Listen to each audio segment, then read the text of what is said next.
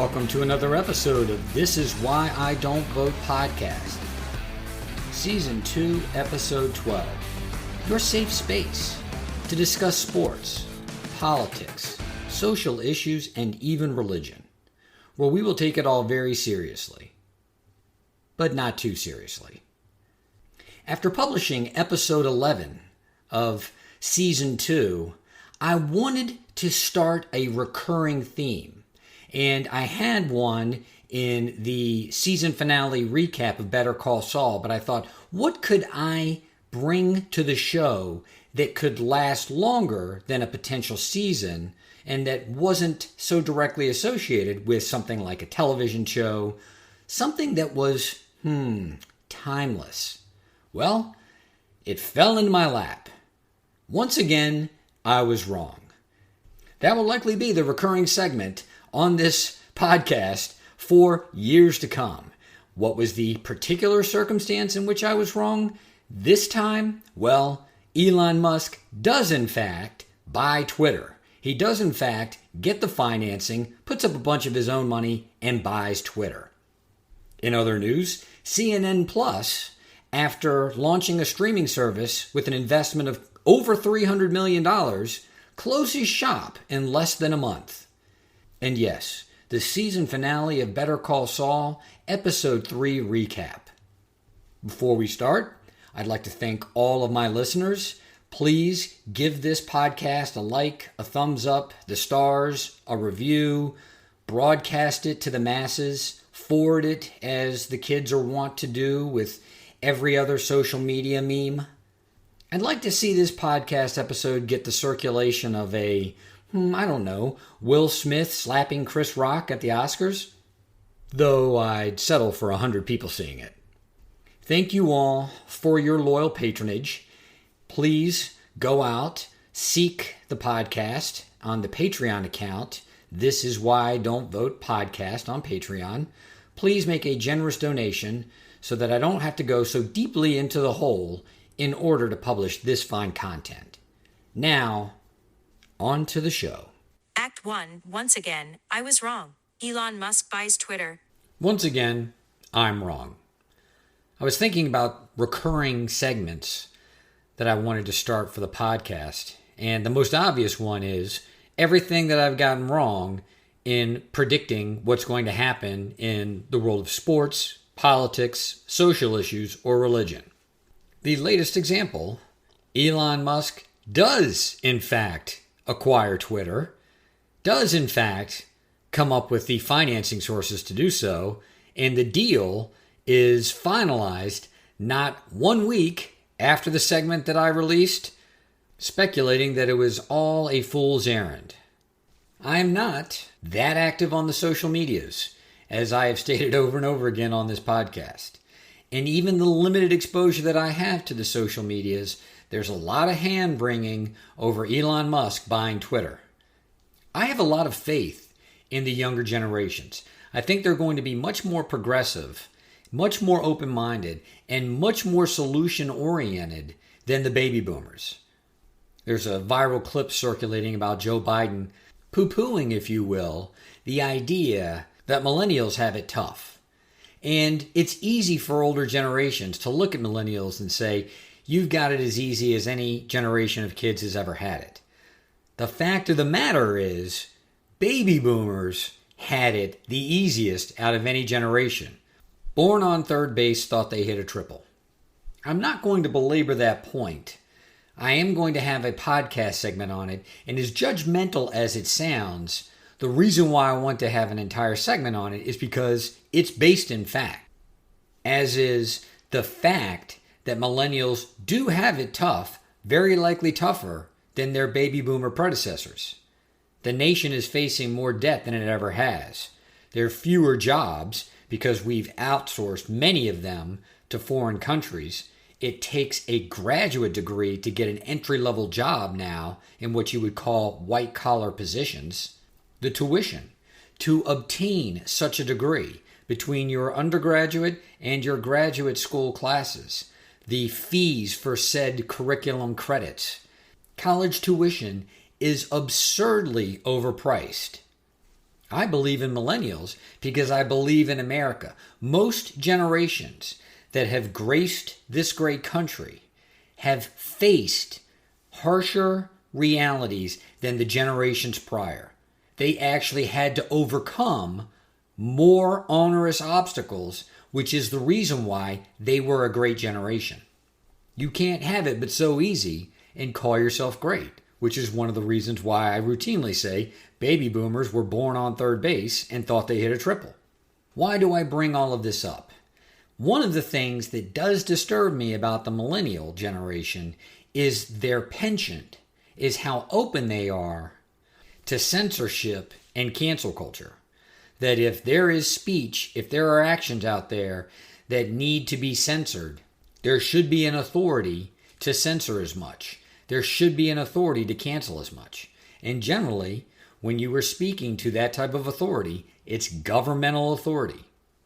The underlying premise that there is speech, that there are actions out there that we need to cancel, that very idea is problematic. Who is making these decisions? Is it the Twitterverse? The tastemakers, so to speak, on social media? Is it private organizations? Is it these corporations, these multinational corporations that only use whatever social issue is on the forefront of people's minds, is on the tip of people's tongues to help position themselves to sell product? Is it the government? An entity particularly dangerous in this country, given that we change over our governmental leaders so frequently in order to limit their power. That's why, to me, empowering the government to censor is so dangerous, because you never know how that power is going to be used in the future. And again, once the government takes power, the government doesn't give it back. It only looks to claim more.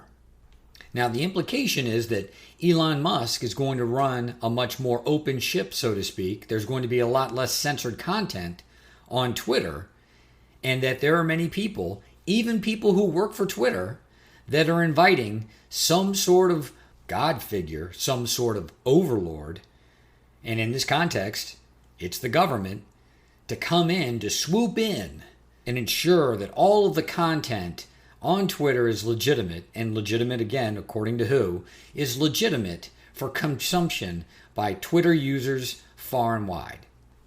As I stated in my segment last week, do I think that Twitter will somehow be a better product now that it's owned privately by Elon Musk? I think it's doubtful. Although I think Musk has good intentions, I think there are benefits of having a social media app like Twitter privatized instead of public, right? A public company is only looking at one thing: the profits and losses for the next quarter. That's it. How can we best monetize so that we can make more money in the next quarter? We can prevent ourselves from losing money in the next quarter.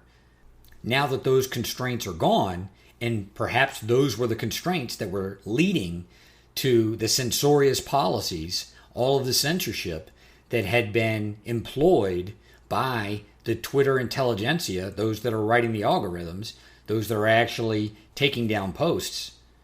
Now that one does not need to kowtow to corporate advertisers, there can be a little bit more liberty, a little bit more freedom in the type of information that is published on Twitter. Does that mean that there's going to be a ton of critical information about Tesla on Twitter? Does that mean there's going to be a ton of critical information about SpaceX on Twitter? When you talk about censorship, it's a matter of degree. What are we censoring? Who is the censor? As someone who doesn't give a shit about Twitter and isn't an active user except for to promote this very podcast, it really doesn't matter to me. Just as I believe in the millennial generation, even though I am deeply concerned about their proclivity for cancel culture, for banning things, for censorship, we don't know how things are going to evolve in the future. We don't know that Twitter is going to be an active player in the social media landscape in 5 years, in 10 years. Given how quickly technology advances, and given how quickly the millennial generation in particular can adapt and maneuver within that technology, there's no telling what's going to be the primary form of communication between that generation and the world in the next 10 years. And to quickly add an exclamation point to my being wrong, I have to go back to the segment that I did about Elon Musk and Twitter.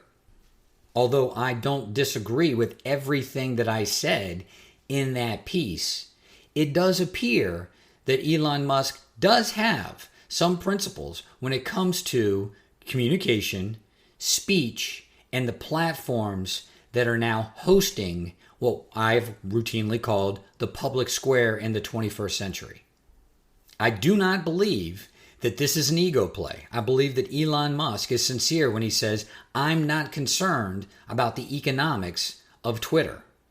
Now, I also believe that he has a plan for how to better monetize Twitter as a private company, that he has a long-term vision that can't be employed when you are a public company. Again, you are simply looking at the profit and loss statements for the next quarter. When you're a private company, you can employ a long-term strategic vision. Musk has proven himself well enough that he has that type of vision. I believe he has one for Twitter. But I also believe that the short-term economics do not matter to him. That's a hell of a thing to say when you're about to spend $54 billion. There aren't many people out there in the billionaire class that are willing to outlay that type of cash with no expectation of not only an immediate return or a short-term return, but even an intermediate return. And to truly eat my words, I am going to comment on another element of the acquisition that Elon Musk made a point of, a point that I've been making in this podcast in its 18-month infancy. The fact that social media is basically all bullshit.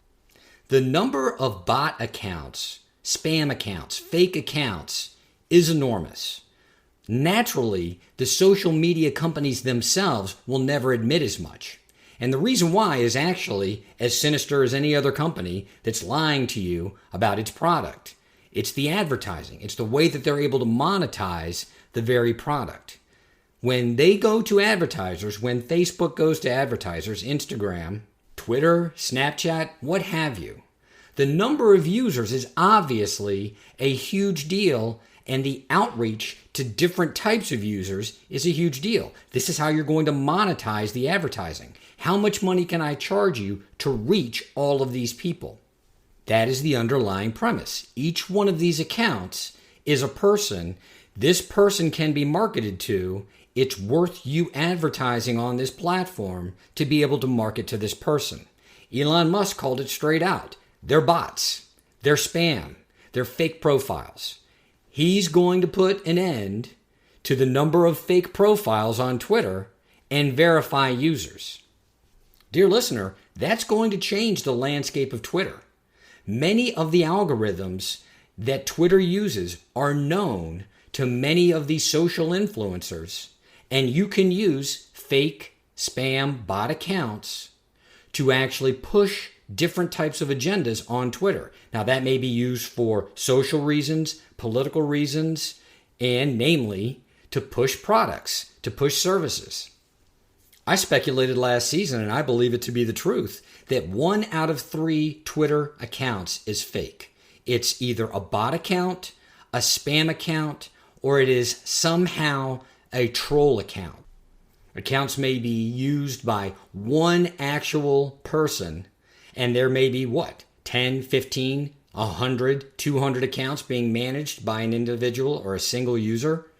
As crazy as that sounds, if you know how to manipulate the algorithms, there can be a monetary advantage for you to be able to go to people and say, I can, through manipulation of this platform, push whatever your agenda is. You want to sell tennis shoes? I can sell your tennis shoes. You want to push a political candidate? I can help you push that political candidate. You want to create a social movement? I can help you create that social movement. What would Twitter really look like if you knew each and every account was an actual person? Let's see if Elon actually comes through on that promise. You know, this situation kind of reminds me of many of the clubs that open and close in Old Town Scottsdale, what seems like the drop of a hat these days. Motifs may change, the staff may change, they're loud, they're obnoxious. You end up going in there against your will, reluctantly, once, twice, 3 times a year. You know exactly what to expect, and you're never disappointed. That's Twitter. Could Elon Musk change that? God, I hope so.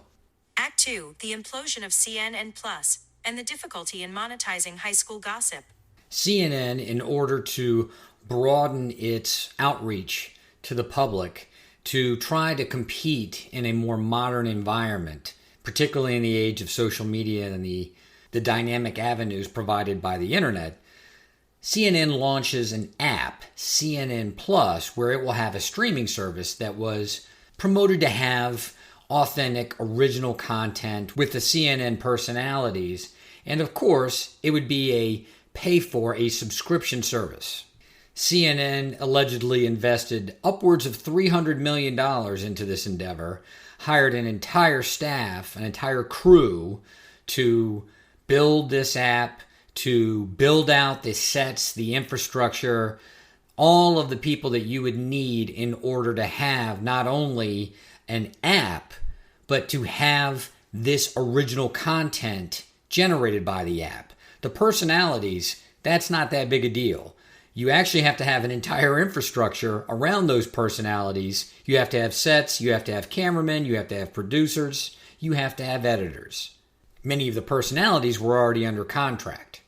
As has been all the buzz in the media for the last week or 10 days, CNN Plus lasted less than a month and got as many subscribers as I do, and I'll give them credit. At least those subscribers paid for the honor to watch Jake Tapper or Wolf Blitzer on the paid subscription service, whereas the people that listen to my podcast are getting it for free. Granted, I didn't spend $300 million building out, promoting, and then publishing this podcast. All those people that I spoke of heretofore, well, they're out of a job. At least when this podcast goes belly up, it will only be displacing one person.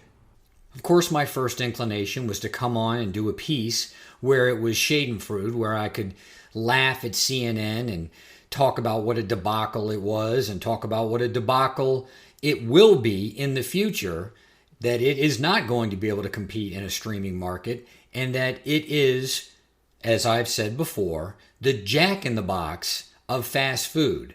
The analogy being that fast food and cable news are one and the same, and that when it comes to cable news, CNN is jack-in-the-box.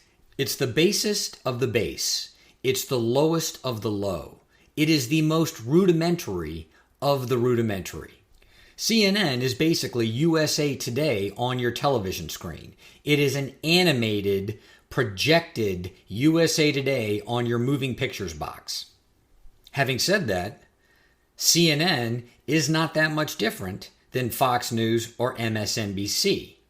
And that's what I wanted to point out in this segment. Not so much to wag my finger at CNN Plus and talk about what a debacle it is, but to point out the fact that cable news is no more than the high school gossip. I've said this before on the podcast, but here I want to illustrate why I say as much. Cable news is no more than the high school gossip. Things happen. We are not present to witness those things happening, and we want all the details. We want those details immediately, and more often than not, we want to bat around what's going on, to speculate about the future. And of course, based on the information gleaned from the high school gossip, continue to engage in that rumor mill. Look at the product that you're getting from cable news.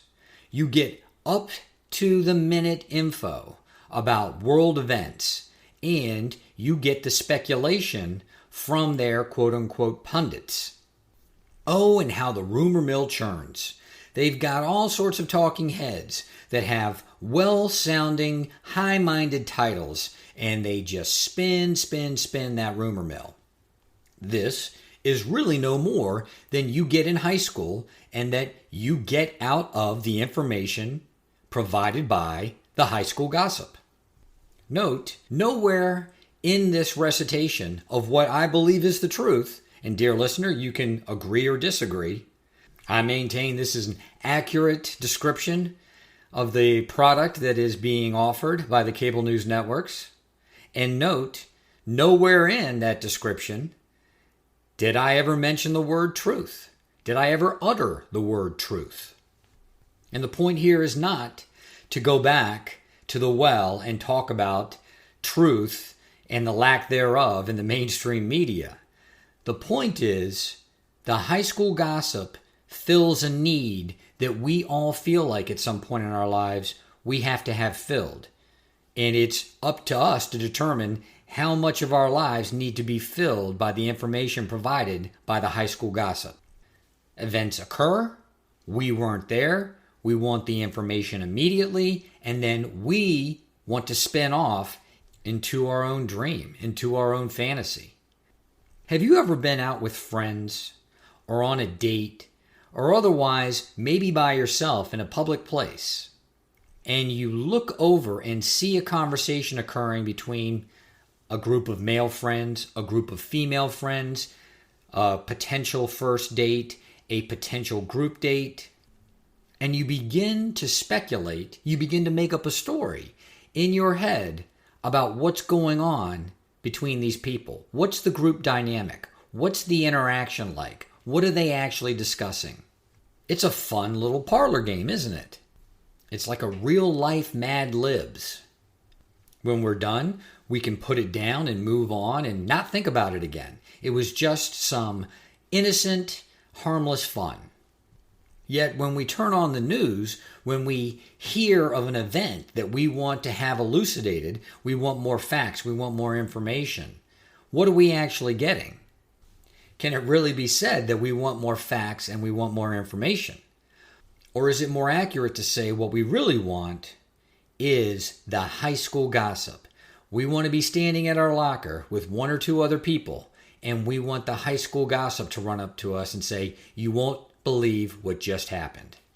The more I feel into it, the more I believe that the cable news networks are providing us something that we want, but we know is not good for us. They're selling a product, that product sells well. They aren't going to change the presentation, the format, the substance of that product until the consumers demand as much. And the consumers want the high school gossip.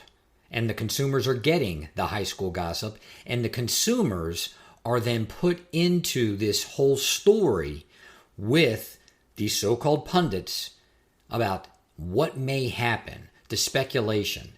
The real word is the gossip. How can we gossip about this story? Now, dear listener, you may be saying, okay, that's all true. I feel it. I resonate with it. That's all true. How does that relate to CNN Plus and its complete and total failure? How many times were you in the hall, you were at your locker, you were at your desk, and the high school gossip ran up and said, "You won't believe what just happened." And you said, "What? What just happened?" And the high school gossip said, "Give me $10 and I'll tell you." First, I know that never happened to you because that never happens. The high school gossip is the high school gossip very often because that person wants attention. They want to be the center of attention. Second, even if that did happen, which again, I know it didn't, would you have paid $10? Would you have paid $5? Would you have paid $1? Very likely no. You would pay nothing. You would know that something happened worthy of your attention, and you would have gone out and you would have found out what that thing was from another source. And now it all comes together. Cable news being no more than a high school gossip and having no more than the briefest and scantest information about what just happened cannot charge you for that information because you will go out and find it from another free source. As much as the people at CNN may have gambled on the fact that there was loyalty to their personalities, or loyalty to the shows that they produce, or loyalty to the brand. They are nothing more. CNN is nothing more than a high school gossip. There is no loyalty to the high school gossip. A high school gossip gets brief, uninterrupted attention and then is cast away as the people who receive that information are then fully engaged in the speculation and the gossip. And the high school gossip, the one that actually spread the information, has to come up with something new to place themselves back in that spotlight. This is just coming through me, dear listener, but I think it's an apropos analogy. The high school gossip is basically a dildo. It is a temporary pleasure source, and then it is put away until the subject wants another temporary pleasure source. And that's all you're really getting out of the cable news networks. They're temporary dopamine hits. Like pornography on the internet, what they provide can be acquired for free if you're just diligent enough looking for a free source. So although CNN Plus, after a $300 million investment, has completely fallen apart, I don't believe that MSNBC or Fox News is going to fare any better in the streaming business. And as a point of order, neither of those two organizations will put forth their streaming service subscription numbers. If the numbers were worth a damn, those networks would have no reservation about publishing that data everywhere. The fact that they're keeping it secret is illustrative of the fact that they don't have but a scant subscriber base. And given the flood of new players into the news market, namely through TikTok, Instagram, YouTube, Facebook, the high school gossips see the writing on the wall. Their days are numbered. Act 3. Better Call Saul's final season recap. Episode 3. The final chapter for Ignacio Varga. Oh, what a send-off it was. One of the things I really appreciate about Vince Gilligan, and particularly the directors that sign on to do Better Call Saul and Breaking Bad, is how they employ a non-linear timeline. Non-linear storytelling. In episode 2, you had the scene where Mike is confronting Gus about whether or not Gus and his henchmen are going to go out and get Varga's father as leverage to get Varga to come in. Then you have, at the end of the episode, the scene where Varga is in the shootout in the hotel parking lot and looks like he's actually captured by way of how the frames are shot. The truck that he is driving has ostensibly hit the truck that the cousins have come in, and he's going to then be captured. So they create a little cliffhanger. How is it that if Varga is shot and or captured, that he ends up calling Gus through Mike? Now, the easy path is, of course, he actually gets captured, he's tortured, he is then prompted to make the phone call in order to solidify the theory that he'd been working for Gus all along. But Vince Gilligan is too clever for that. You knew there was going to be some kind of twist, and the way that they employed that twist, I thought, was quite clever. As I spoke about in the episode recap last week, one of the things that I love about Breaking Bad and about Better Call Saul is how the director, how Vince Gilligan, the writer of the television program, they give the actors the room to act without having to speak the lines, without having the music cue you as to how you're supposed to feel.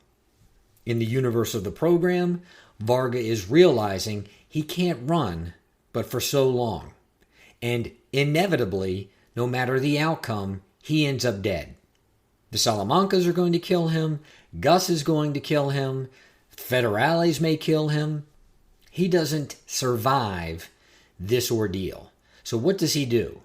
He, in his mind, realizes the one thing that I can do is leverage this situation to make sure that my father is safe, that they're not going to touch my family. So Varga calls his father, and they have what is an awkward conversation, as many of their conversations throughout the course of the show were. Varga's father notes that he doesn't sound right, but then again, Varga's father has noted that in other conversations because of what Ignacio was doing. He was involved in the drug trade and he was using. You need a solution, son? Go to the police. I love the way that conversation transpired. In the universe of the show, nothing has changed for Varga's father. He still sees his son as screwing up, involved in the drug trade, and thinks the only way that you can get out, my dear boy, is to go to the police. If you're not willing to do that, I've got to disown you until you are. There's nothing more I can do for you. So the father in the scene demonstrates a level of indifference. This is the same phone call I've had with this boy over and over again.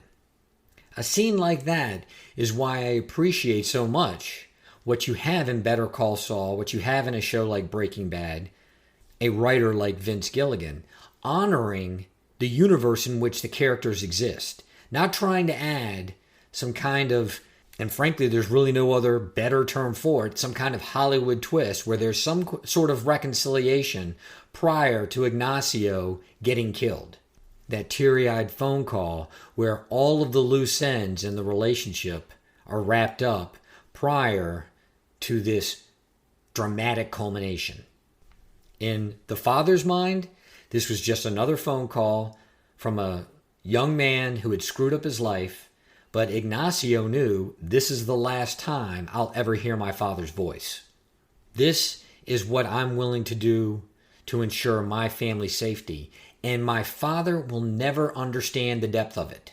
My father will never understand the depth of the danger that he was in. My father will never understand the sacrifice that I'm making given the type of people that I'm in business with. Or better said, that I'm in league with. Nacho sits down the phone, goes through his own emotional moment. It all comes upon him, realizing that was the last time I'm going to talk to my father, that he'll never understand what I had to do in order to protect him, and understanding the gravity that the next call that I make is going to be summoning the angel of death to come and take me. And then cue the scene where Mike answers his cell phone as he's being approached by Gus's henchmen in an attempt to fulfill the order to go get Nacho's father. Move me with the artistry of what you can do. Move me with the artistry of what it is to be able to employ a camera and the audio and the way that these things are shot and the way that these things are cut, the actors, the writing. Move me with your artistry.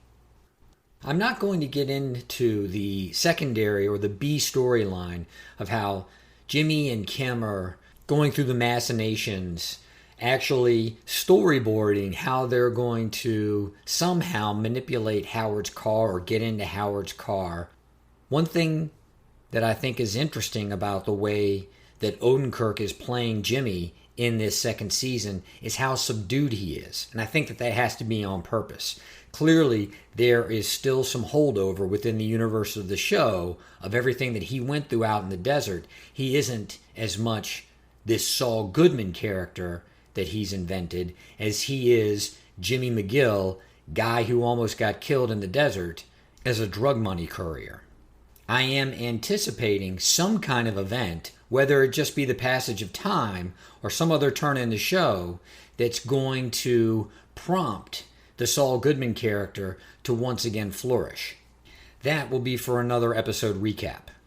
Moving to the end of the episode, the entire sequence with how they set up the Salamancas, that being Gus, that being Mike, and that being Ignacio, how they set up the Salamancas to convince them that Ignacio was the bad guy, but was not being paid by Gus, was being paid by a Peruvian gang.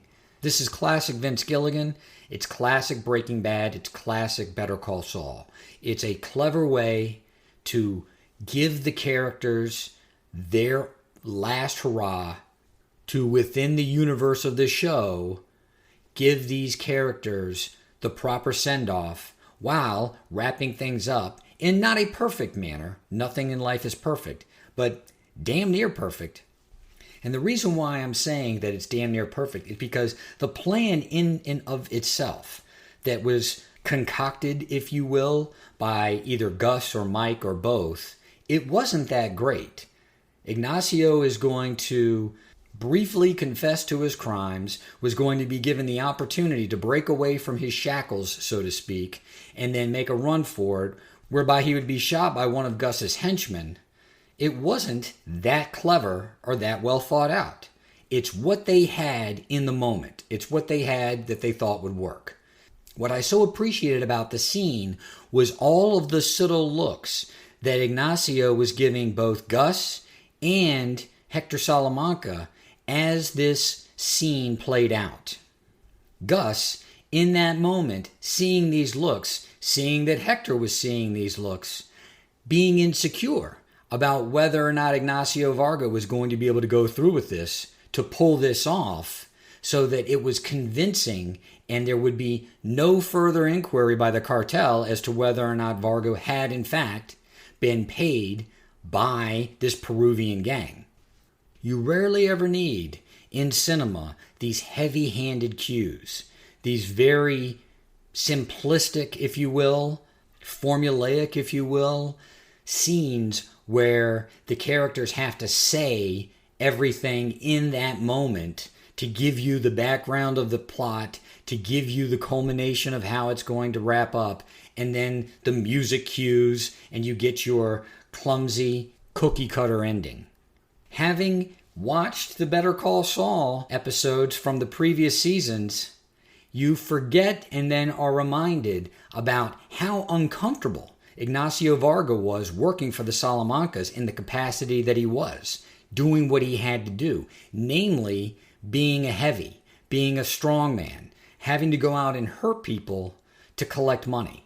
Not only did he have an opportunity, what limited opportunity he did to get back at the Salamancas in that moment, it could also sell them on his complicity with the Peruvian gang, thereby satisfying Gus and ensuring his father's safety. And the way that he did that, again, in the universe of the show, was brilliant. Note, dear listener, at no time did Mike or Gus prompt him to reveal to Hector that it was he, that it was Ignacio, that had actually switched out the medication, leading to Hector's stroke. Within the story that was being told to the Salamancas, it was entirely plausible that that was part and parcel with his betraying the Salamancas on behalf of the Peruvian gang simply for money. Ignacio, in turn, reminded Hector and his family that it wasn't just for money, that he in fact hated them and saw opportunities to get back at them because they were psychotic pieces of shit. The extemporaneous exposition could not have been scripted by Gus or Mike. They didn't have all of those emotions being pent up, being held back, and in their minds, keeping it simple was the smartest way to do it. Without all of the exposition, would it have been as convincing a story? Would it have sold as well? The very end of the episode, to illustrate how well it was sold, the cousins picking up Hector's wheelchair and giving him a gun so that he could shoot into the prone body. And you hear the gunshots off in the distance as you see Mike, in his melancholy, walk away from his sniper's perch and go back down the hill. Absolutely brilliant. Perhaps not flawless execution, but damn near flawless. It's a rare emotion to have as a series on television wraps up, as a series or a trilogy with regard to film wraps up. It's optimism, dear listener. It's optimism. I'm optimistic about the final season of Better Call Saul. I'm optimistic to watch these final episodes. How are they going to tie up all these loose ends? What additional clever twists and turns do they have in store for us in these last 7 episodes? I do not fear the emotion of disappointment. I have an eternal sense of optimism. This is Why Don't Vote, a podcast.